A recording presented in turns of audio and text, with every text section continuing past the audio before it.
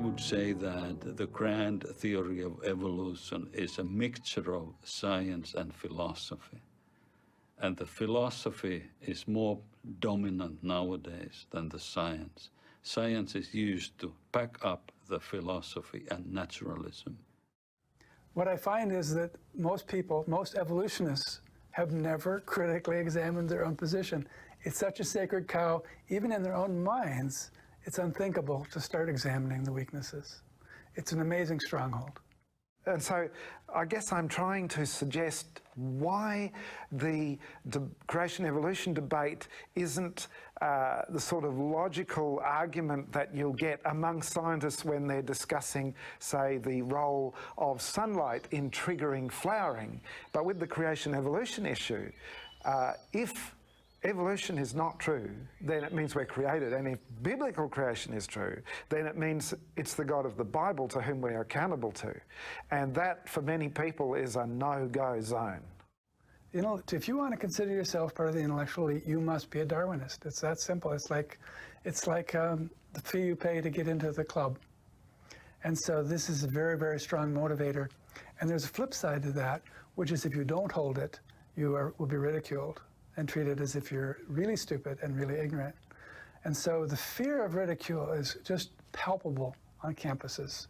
There are many, many scientists who actually realize that there are major problems with Darwinian theory, but they are silent because they know if they speak their doubts, they will get in trouble.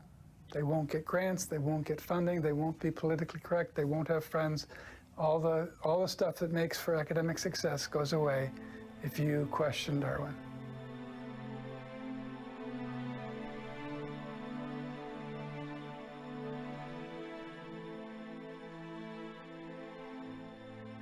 So, if evolution is true, many honest evolutionists acknowledge there is no rational basis for morality.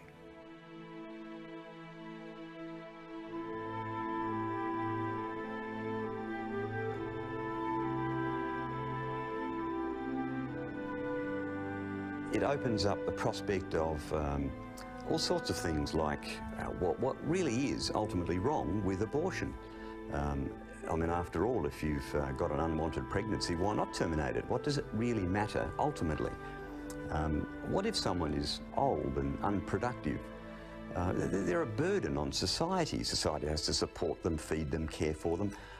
Why not just help them along the way, get rid of them, you know? Now, there's some moral implications there. If the Creator made us, then He owns us and has a right to make the rules for us. But if things make themselves, then there's no right or wrong. We're just really bags of rearranged pond scum. So what is murder? It's just one bag of chemicals impacting another bag of chemicals. Science can't tell you that murder is right or wrong. It can tell you that this action will kill something. It won't tell you that it's right or wrong. This issue of evolution affects so many things in people's lives. It affects the way they feel about themselves. It affects the way people treat one another. It affects their attitude to motivation for living. It affects the way they regard law in their country. It affects the value that they place on other human beings. Now, many critics of Christianity point to various religious wars, the Crusades, the Inquisitions. Now, first of all, these people were acting inconsistently with the teachings of Christ. Second, the numbers are minuscule compared to the atrocities committed by atheist regimes in the 20th century.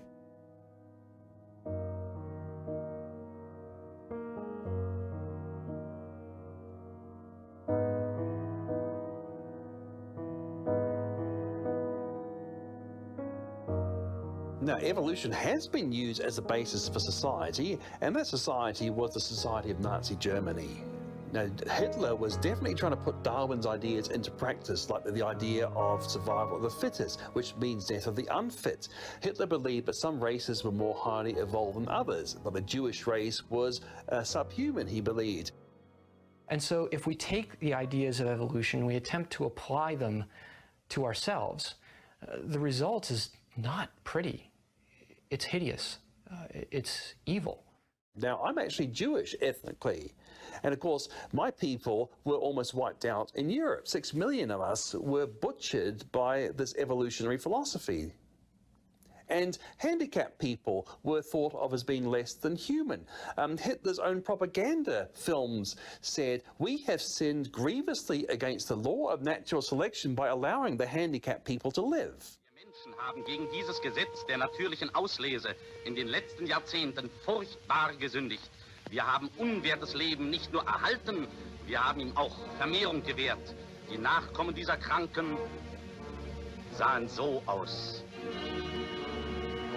in denen Tausende lallende Schwachsinnige künstlich ernährt und gepflegt werden müssen, die tiefer stehen als jedes Tier. So Hitler replaced the Judeo-Christian ethic of sanctity of innocent life made in God's image with an evolutionary ethic that whatever's good for the evolution of the master race is good for society. After the war, the leading Nazis were put on trial, but some of them claimed they did nothing wrong because the laws of our country said it was okay to kill Jews. So on what grounds can you put them on trial? Only if there's a higher morality than national law. But where can this morality come from if not from the creator of humanity? If we just rearrange pond scum, there's no such thing as a higher law.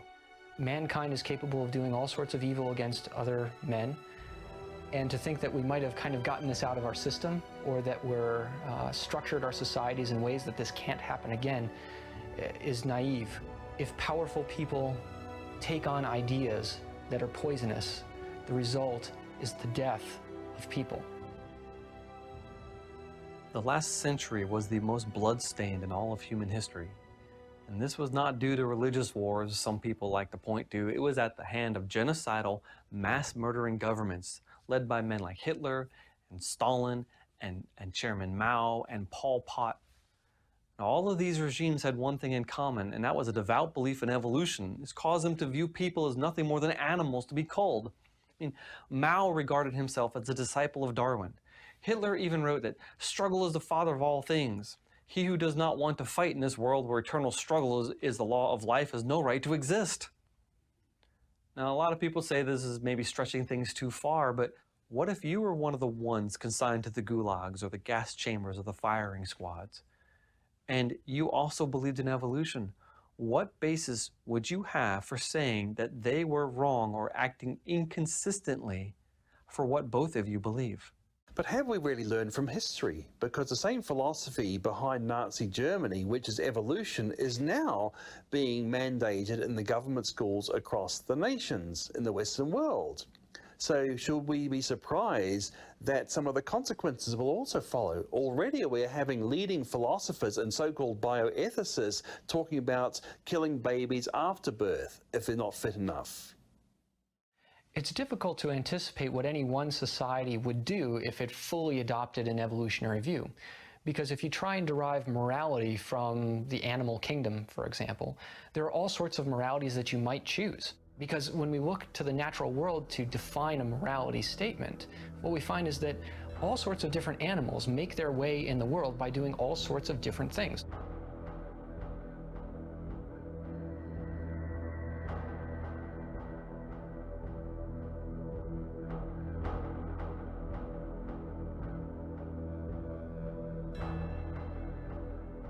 While there's beauty in nature, there's also horror. I mean, as Tennyson wrote, it is red in tooth and claw. Darwin realized this, and that seems to be behind his rejection of a belief in an altruistic God in heaven. But it's not only in the natural world we see these horrors, there are also human-inflicted terrors that can be even on a mass scale. So seeing these two types of evil should cause a revulsion in people. The reality is, it should cause us to stop and realize that something is actually wrong. It shouldn't be like this. No one is really reconciled with death. Yet evolution says it is all perfectly normal. One of the biggest problems people have with the God of the Bible is that if there's a God of love, how come there's so much death and suffering in the world? Now, the Bible explains this because death and suffering in the Bible is a result of man's rebellion against their Creator.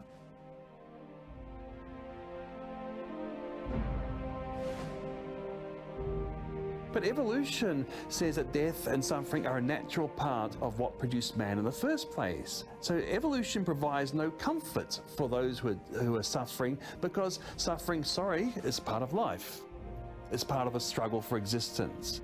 There's another reason why an evolutionist will hold on to their belief system, even when all the fatal flaws are revealed.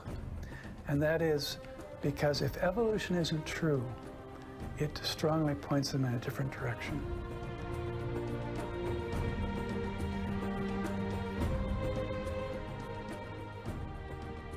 Because really, if the universe and life didn't self-create, if it didn't happen spontaneously, then there has to be a creator.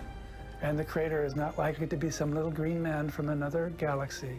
The creator is going to be Almighty God. And so if God is truth, I'm going to try and orient my life in ways that conform with that. Whether that's the way I treat my wife and my children as a father and as a husband, whether that's the way I treat my old age and evolutionary colleagues with the utmost of respect, because I believe that they are people that are made in the image of God. They're no different from me. They're no different from anyone else that I know. And when we start off with that idea that God made all people and that He cares for all people, if we let that sit in our hearts for a little while, it really affects the way that we treat everyone we come in contact with. Salvation doesn't result from intellectual activity. It doesn't come about through figuring out God or theology. It is a spiritual transaction.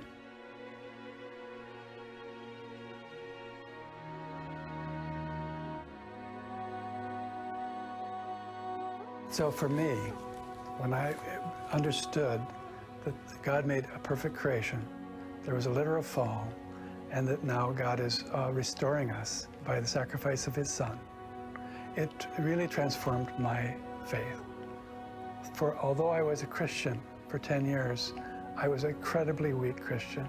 And so every aspect of my faith was transformed by more fully submitting to God and believing His Word.